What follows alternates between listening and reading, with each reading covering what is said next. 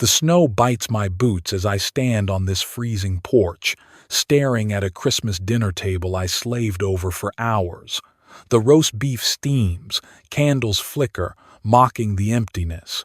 My Purple Heart medal glares from the mantel, a scar from battles I bled for, defending this country. I set out plates, polished silver, poured my soul into this night, waiting for my son and his wife to walk through that door. But the driveway's dead, silent. A courier stomps up, thrusting an envelope in my face. Inside, a scrap of paper rips my heart apart. They're feasting elsewhere. No apology, no call, just cold betrayal. It's a dagger deeper than any enemy's bullet, a wound that screams louder than war. How could my own blood forsake me on Christmas? I'm Frank Sullivan. I'm 70 years old. I've survived hell, and I'll rise from this one. Stick with me, because this fight's just ignited. Smash that subscribe button and let's unravel a story of clawing back from injustice. I clutch the envelope, its edges biting into my palm, and stumble back into the house. The warmth of the Colorado Springs night can't touch the chill in my bones. The dining room glows under the chandelier, every detail a tribute to Ellen, my wife, gone 6 months now. Her favorite porcelain plates shine, the roast beef carved just right, a pumpkin pie cooling by the window. I set this table for my son, Ryan, and his wife, Jessica, hoping to fill the void of my first Christmas without her. But that note, Jessica's sharp, looping handwriting, mocks me. We're spending Christmas at my mom's. Hope you understand. No call, no warmth, just a slap in the face delivered by a stranger. I sink into a chair, the silence louder than any firefight I faced in Vietnam. My Purple Heart sits on the mantel, a reminder I survived war. But this cuts deeper. I dial Ryan's number, my hands shaking. "Hey, Dad," his voice clips through, distracted. "We're busy. Can we talk later?" He hangs up before I can respond. My eyes drift to the wall, where a faded photo of me in uniform hangs beside Ellen's smile. We built this home, this life, for family. But now, I'm alone, staring at a table set for ghosts. Was this their plan all along, to push me out? My jaw tightens. I'm Frank Sullivan, and I've never backed down from a fight. This one's no different. The chandelier's light stabs like a spotlight, mocking the untouched plates on my Christmas table. The roast beef has gone cold, its rosemary scent swallowed by the heavy silence of my Colorado Springs home. The pumpkin pie, baked from Ellen's worn-out recipe card, sits by the window, a cruel reminder of a warmth I can't grasp anymore. My Purple Heart medal glares from the mantel, each scratch a story of blood spilled 8,000 miles away in Vietnam. I fought for this country, survived ambushes and shrapnel, but this betrayal from my own son, Ryan, and his wife, Jessica, rips through me like nothing I've ever faced. I choke down a bite of mashed potatoes, but it's like swallowing gravel. My throat clamps shut, and I shove the plate away, the clatter of porcelain ringing like a grenade pin pulled in an empty room. I grab my phone, fingers trembling, desperate to escape the ache clawing at my chest. My thumb lands on Jessica's mother's Facebook page, and there it is. A photo of a long table, wine glasses sparkling, laughter spilling from strangers' faces. Ryan sits at the far end, his hand on Jessica's, smiling wider than he ever did at our old fishing spot by Lake Palmer.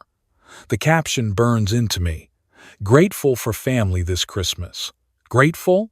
The word twists like a rusty blade in my gut. They're grateful for a life that's erased me, for a table where I don't exist. My vision blurs as the screen dims, my breath shallow, each inhale a fight against the weight crushing my chest. Memories crash in like a tidal wave. Ryan at 7 clutching my dog tags, eyes wide as I told him about the jungles of Vietnam by the fire.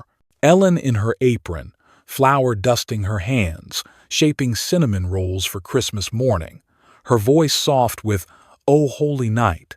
We'd pile into our Chevy pickup, drive 3 miles to the Fort Carson Veterans Hall, where Ryan would run around in his proud son of a vet shirt, the whole room buzzing with pride. Those days, this house was Christmas, our laughter, our stories, our family. Now, it's just me, drowning in Ellen's absence and Ryan's cold dismissal. I call Ryan again, my pulse pounding like artillery fire. "Dad, I said we're busy," he snaps, his voice sharp over the murmur of a crowded room. "Jessica's mom needed us. It's just one day, okay? Just one day. I want to roar. It's Christmas, the day I spent 12 hours roasting beef, ironing Ellen's favorite tablecloth, setting out her crystal glasses to keep her memory alive. But the words die in my throat. The line goes dead with a click, the silence screaming louder than any mortar blast I ever heard. Then, my phone pings a bank alert. A $5,000 transfer from the account Ellen and I shared moved to an unknown account 2 weeks ago. I tear through my desk, papers scattering, and find the statement. The signature is mine, but I never wrote it. Jessica's name is listed as the recipient. My blood surges, fists clenching until my knuckles whiten. She didn't just abandon me, she's robbing me, forging my name like I'm already a ghost. I slam the statement down, the desk shaking under my rage. This isn't neglect. It's a calculated strike to bury me. I collapse into my recliner, the leather creaking under me. The photo on the wall, me in my army greens, Ellen's arm around me, Ryan grinning between us, feels like a cruel lie. I gave my life for this family, for this country, and now my own son treats me like I'm nothing. The fire in the hearth sputters, its heat unable to touch the ice in my veins. This pain, this raw, soul-shattering abandonment, is a wound deeper than any I took in war. My eyes sting, but I refuse to let tears fall. I've survived hell before, and I'll survive this. They think they can wipe me out, but they're about to face a veteran who doesn't break. Stay tuned, because this battle's just getting started. The fire in the hearth sputters, its dying embers casting jagged shadows across my Colorado Springs living room. The forged bank statement lies crumpled on the desk, Jessica's betrayal branded into every forged loop of my name. My chest burns, not just with anger, but with a soldier's instinct that this is no accident, it's a campaign. I survived Vietnam by trusting my gut, and tonight it's screaming that Ryan and Jessica are plotting to take more than just $5,000. I pace the hardwood floor, my boots thudding like a war drum. Ellen's absence weighs heavier than ever, but her memory nudges me toward the garage, where her old keepsake box sits under a tarp, untouched since her funeral 6 months ago. I kneel in the cold garage, the air thick with dust and motor oil, and pry open the box. Inside, among yellowed letters and a faded scarf, I find an envelope tucked beneath a photo of us at Lake Palmer. Ellen's handwriting, steady, deliberate, reads, "Frank, if Ryan pulls away, go to our cabin by Lake Palmer. You'll find what you need." My breath catches. She knew, even before she left. Ellen saw the cracks forming in our son's loyalty. I gripped the envelope, its edges worn but unopened, like a message from the grave. The cabin, 10 miles north near the old Fort Carson training grounds, was our sanctuary after I came home from the war. We'd sit on its porch, watching the sunset paint the lake gold, rebuilding our lives one quiet evening at a time. Now, it's calling me back. I don't wait for dawn. I grab my keys, throw on my old army jacket, and drive through the snowy Colorado night. The roads are empty, the pines along Highway 24 looming like silent sentinels. The cabin appears as I round a bend, a small, weathered structure with blue shutters, nestled 50 feet from the lake's edge. I unlock the door, the creak of hinges like a whisper from Ellen. Inside, the air smells of cedar and memory. A folded American flag sits on a shelf, next to a plaque engraved with names of my fallen squad mates from 2068. Photos line the mantel. Ellen laughing in a sun hat, me teaching Ryan to fish. I search the cabin, my flashlight cutting through the dark, and find a locked drawer in Ellen's old desk. The envelope holds a key and a note. "This opens what's yours. Keep it safe." Ugh. My phone buzzes, shattering the quiet. It's Tom Reynolds, my old squad mate from Fort Carson, his voice gruff over the line. "Frank, you up?" I didn't want to say earlier, but Jessica was sniffing around the Veterans Hall last week, asking about your property. Said she was concerned about you managing the cabin. Sounded more like she was pricing it. My grip tightens on the phone. She's after more than the bank account. I say, my voice low, steady, like I'm back in a foxhole. Tom pauses. "Watch your six, Frank. Something's off. You need me. I'm there." I thank him, my mind racing. Jessica's not just greedy, she's methodical, and Ryan's letting her lead. I need help, someone who knows the law and the fight. I scroll through my contacts and find Maggie Foster, a former JAG officer turned lawyer who helped veterans at Fort Carson. I met her at a memorial event 2 years ago, her sharp eyes cutting through small talk like a bayonet. I dial her number, the clock ticking past midnight. "Maggie, it's Frank Sullivan," I say, my voice tight. "I'm in trouble. My daughter-in-law's forging my signature, and I think they're coming for my cabin." She doesn't hesitate. "Meet me at my office, 0800 tomorrow, 123 Main Street. Bring everything you've got, bank statements, that note. We'll hit back hard." Her tone is all business, a soldier's precision. As I lock the cabin, a black sedan creeps past on the gravel road, its headlights slicing through the snow.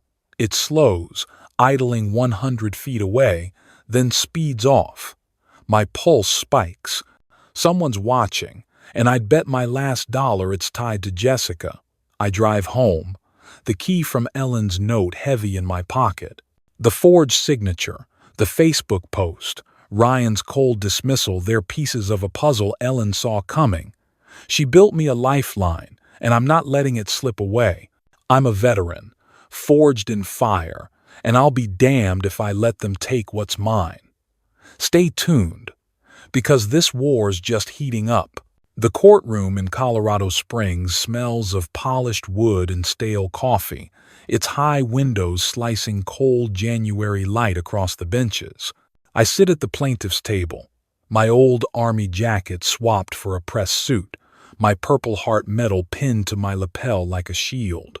Across the aisle, Ryan and Jessica whisper to their lawyer, a slick-haired man in a navy suit who looks like he charges by the minute.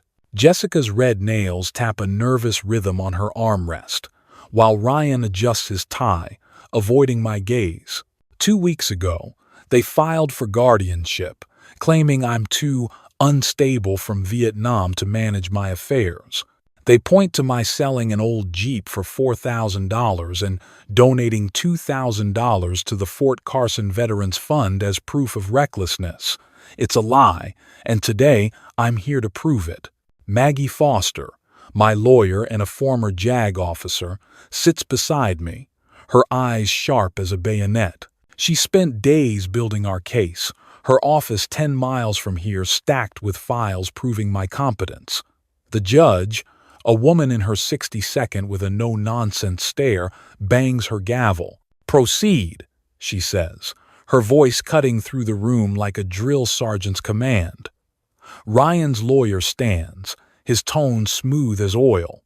"Your Honor, my clients are deeply concerned for their father's well-being. His erratic decisions selling assets, Making large donations show he's unfit to manage his estate, especially the valuable cabin by Lake Palmer. We seek guardianship to protect him. Maggie rises, her posture rigid, like she's facing a court-martial. Your Honor, this petition is a sham. My client is a decorated veteran, fully capable of his decisions. The plaintiff's real aim is control of his property. She slides a stack of papers across the bench bank records showing every deposit I've made myself, a doctor's letter certifying my mental clarity, and a notarized bill of sale for the Jeep planned weeks in advance. The judge's eyes narrow as she scans them. Jessica shifts in her seat, her lips tightening. Ryan stares at the floor, his hands clasped too tight. Maggie calls Tom Reynolds to the stand. Tom, my squad mate from 2068, strides up in his pressed flannel, his boots echoing on the hardwood. Mr. Reynolds, Maggie begins. Have you seen the plaintiff manage his affairs? Tom nods, his voice steady. Frank's sharper than most. Last month he organized a coat drive at the Veterans Hall, 3 miles from here. Handled the budget, counted every penny. No confusion, no hesitation. The judge jots a note. I catch a flicker of unease in Jessica's eyes. She leans toward Ryan, whispering something sharp, but he doesn't respond. Ryan's lawyer tries to push back. Isn't it true, Mr. Sullivan, that you've forgotten bills recently? I lean into the microphone, my voice calm but iron, hard. I misplaced a water bill once, found it in 5 minutes under a newspaper. If that's instability, Your Honor, half of Colorado Springs needs a guardian. A ripple of chuckles runs through the courtroom, even the judge's mouth twitching. I hold Ryan's gaze for the first time today. His eyes dart away, but I see the guilt there, buried under Jessica's influence. Maggie lays out the final blow. A letter from the Veterans Fund, confirming my donation was part of a 5-year tradition Ellen and I started. These are not the actions of an unstable man, Maggie says, her voice ringing. They're the choices of a veteran honoring his community. The judge nods, her pen moving faster now. Jessica's nails stop tapping. Ryan's shoulders slump, like he knows the tide's turning. The gavel falls. Based on the evidence, I find no grounds for guardianship, the judge declares. The petition is dismissed. A murmur ripples through the room, veterans in the back clapping softly. Maggie grips my shoulder, her smile tight but triumphant. I feel the weight lift, but not entirely. Jessica's eyes burn into me as she leans into her lawyer, whispering fiercely. This isn't over, she hisses to Ryan, loud enough for me to hear. He nods, barely, his face pale. As we leave the courtroom, the winter air bites my face, but I stand taller, the Purple Heart heavy on my chest. I fought for this country, and today I fought for my life. Ellen's note. That key in my pocket, they're my lifeline, and I'm not done yet. Jessica's planning something bigger, and I'll be ready. Stay tuned, because this battle's about to get hotter. The January wind howls outside my Colorado Springs home, rattling the windows as I sit at the kitchen table, Ellen's cabin key heavy in my hand. The courtroom win a week ago when the judge dismissed Ryan and Jessica's guardianship petition felt like a victory. But Jessica's hissed warning, "This isn't over," haunts me. My Purple Heart medal, pinned to my jacket on the chair, gleams under the lamplight, reminding me I've faced bigger threats than this. But the black sedan I saw creeping past the Lake Palmer cabin last week tells me Jessica's not done. She's after more than the $5,000 she forged from my account. She wants the cabin, Ellen's legacy, and I'll be damned if she gets it. I'm poring over bank statements when Maggie Foster calls, her voice clipped like a soldier on a mission. "Frank, I dug into that transfer. Jessica didn't just forge your signature, she tried to file a deed transfer for the cabin to a Denver real estate firm using your name. I've got a contact at the firm who can confirm it. My blood runs cold, then boils. She what? I growl, my fist tightening around the key. They sent the paperwork back because it lacked a notary, but Jessica's still pushing, Maggie says. Meet me at the Veterans Hall coffee shop 2 miles from your place tomorrow at noon. Bring the key and Ellen's note. We're ending this.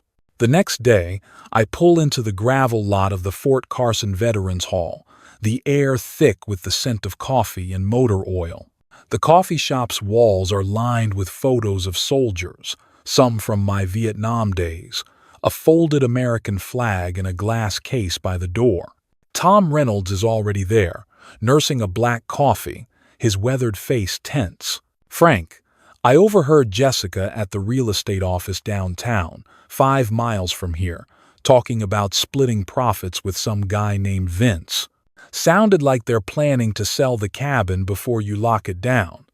I slam my mug down, coffee sloshing. She's trying to steal what Ellen left me. I say, my voice low, shaking with rage. Tom nods. I got a buddy who works there. He's got copies of the fake deed. Want me to grab 'em? I give a sharp nod.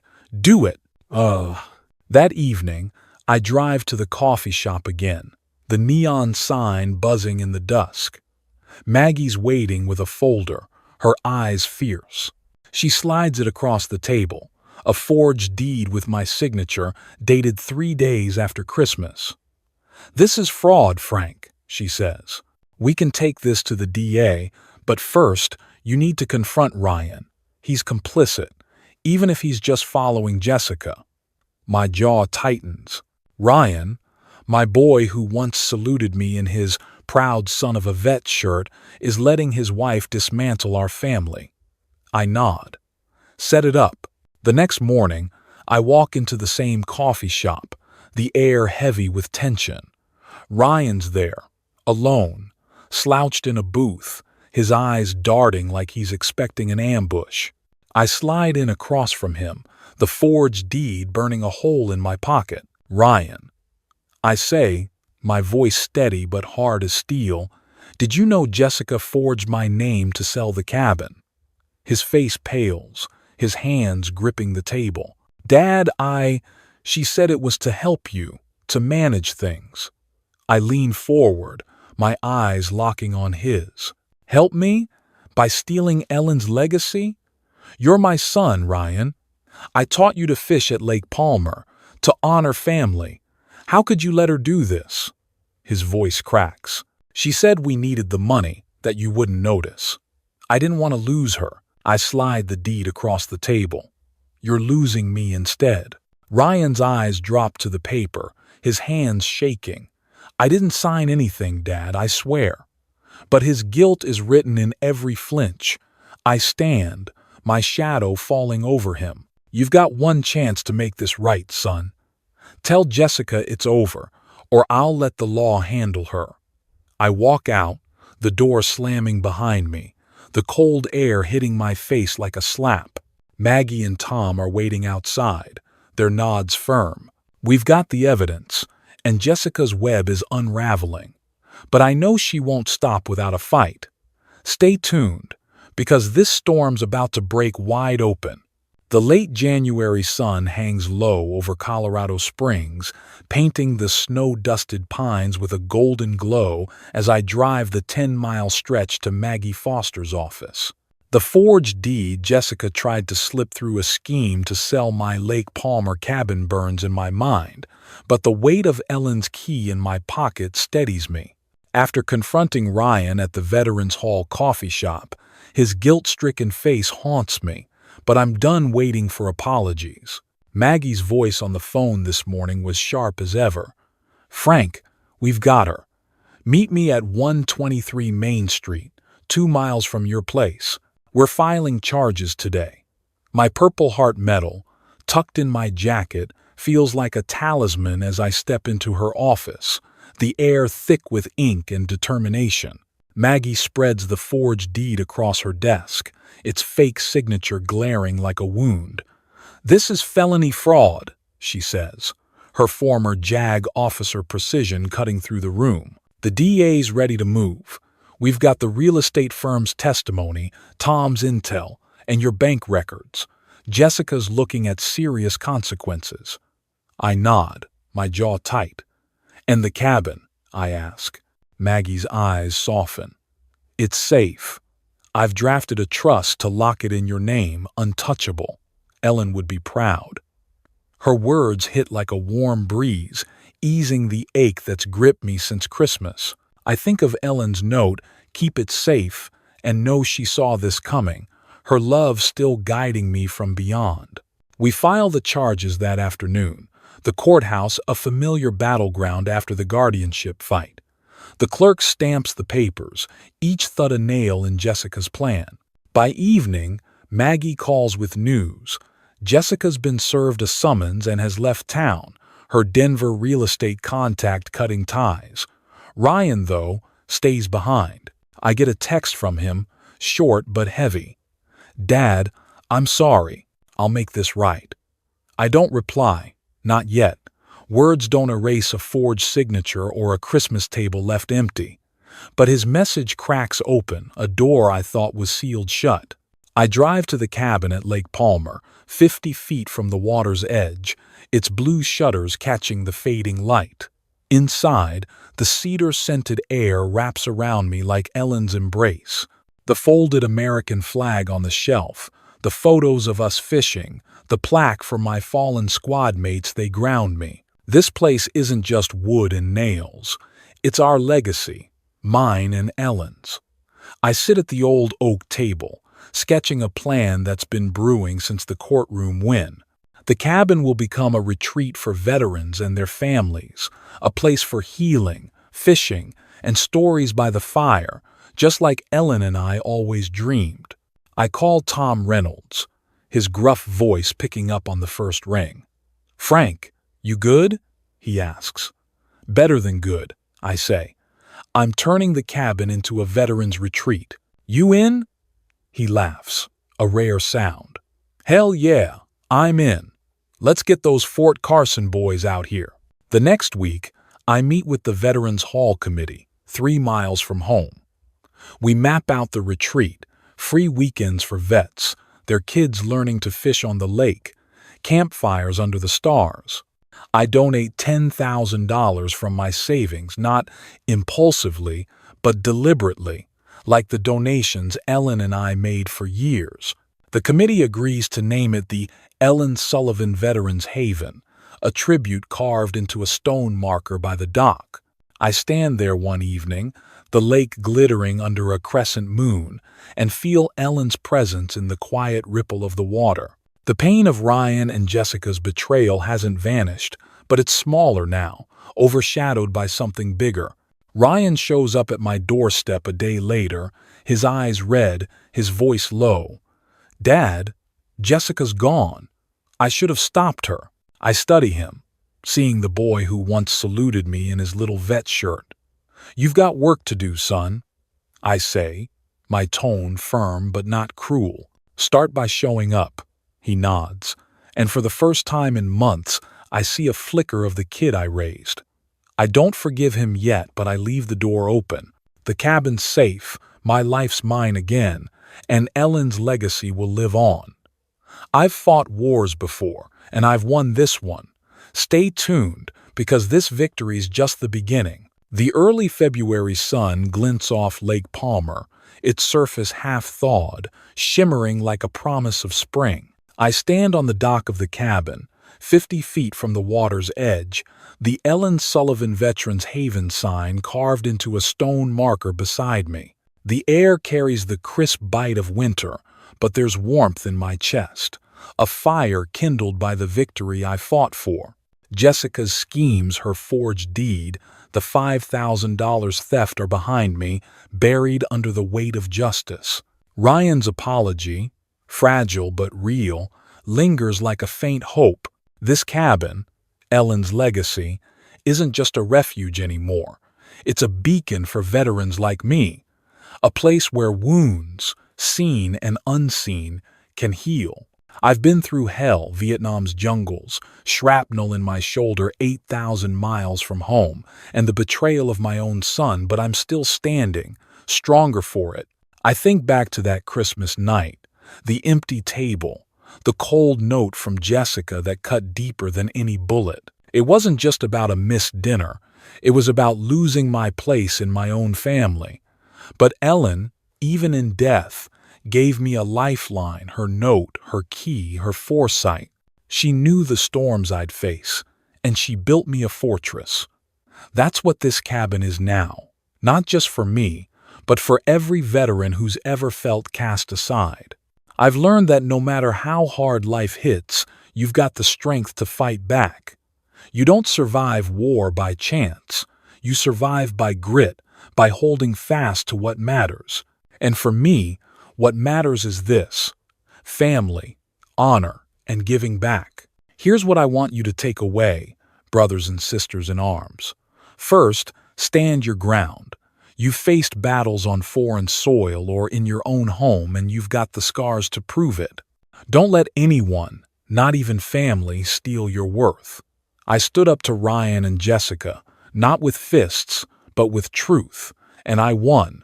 You can too. Second, protect what's yours. Ellen taught me that. Get your affairs in order, set up a trust, keep records, find a lawyer like Maggie Foster who's got your back.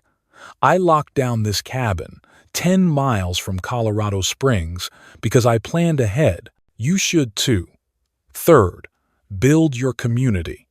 The Fort Carson Veterans Hall, 3 miles from my house, was my lifeline. Tom Reynolds, my old squad mate, didn't just give me intel, he gave me brotherhood. Find your people, vets, neighbors, anyone who'll stand with you. I'm not saying it's easy. When Ryan turned his back, when Jessica forged my name, I felt like I was back in a foxhole, pinned down with no way out. But I remembered who I am, a veteran, a survivor, a man who doesn't break. You're the same. You've carried heavier burdens than betrayal, and you've come through. Use that strength to rebuild, to create something that lasts. This cabin, now a retreat for vets and their families, is my way of doing that. Last weekend, I watched a young vet teach his kid to fish right here, their laughter echoing across the lake. It felt like Ellen was there, smiling, her hand on my shoulder. So, what's your story? Have you faced a fight like mine, family, turning away, trying to take what's yours? Or maybe you're still in the trenches, wondering if you'll make it out. You will. You're tougher than the toughest storms, forged in fire like that purple heart on my mantle. Take it from me. Protect your legacy. Lean on your brothers and sisters, and never let anyone tell you your fight's over. I'm still here, standing on this dock, building something bigger than myself. You can do the same. Stay tuned, because we're about to wrap this up with a call to carry this forward.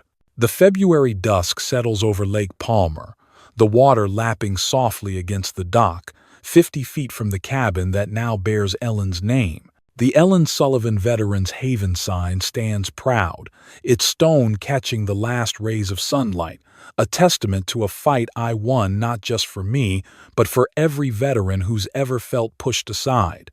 My Purple Heart medal rests back on the mantle in my Colorado Springs home, 10 miles south, its scratches whispering of battles fought 8,000 miles away in Vietnam, and here, in the quiet war of family betrayal. Jessica's schemes are dust now, her forged deeds and stolen dollars buried by justice. Ryan's apology, fragile as it is, sits like a seed in my heart, waiting for time to prove its worth. But this cabin, this haven, is more than a victory over them. It's a promise kept to Ellen, to the brothers and sisters I served with, to the families who'll find peace here. Standing on this dock, I think of that Christmas night, the empty table, the cold note, the pain that felt like it'd swallow me whole. I was a man who'd faced death, yet my son's betrayal cut deeper than any shrapnel. But Ellen's foresight, her hidden key, and the strength of my Fort Carson community, Tom Reynolds' loyalty, Maggie Foster's sharp mind pulled me through. I learned something vital. No one can take your worth unless you let them. This story isn't just mine, it's yours too. Every veteran, every family member who's felt the sting of being cast aside, you know this fight. You've carried burdens heavier than most, walked through fires others can't imagine, and you're still here, standing tall. So, I'm asking you, from one survivor to another, to join me in keeping this story alive. If this journey from that lonely Christmas to this dock, where laughter will soon echo from veterans and their kids touched you, please hit that like button. It's a small gesture, but it tells the world these stories matter. Drop a comment below, share your own fight, whether it's a family struggle or a battle to protect what's yours. Your words could be the spark someone else needs to keep going. And if you believe in stories like this, stories of grit and heart, subscribe to this channel. It's not just about me, it's about us, the veteran community, sharing our truths to lift each other up. I think of Tom's gruff laugh when I told him about the retreat, saying, "Frank, you're building something real." Or Maggie's steady voice promising, "We'll keep it safe." Your support, makes this haven more than a cabin, it's a home for healing. Maybe you've got a story like mine, a moment when you felt erased but fought back. Maybe you're still in the trenches, wondering if you'll make it. You will. You're forged in the same fire that kept me standing. So, let's keep this going. Like, comment, subscribe, let's show the world what veterans are made of. Stay with us, because there's more to come, more stories of rising above. This is our fight, and we're just getting started.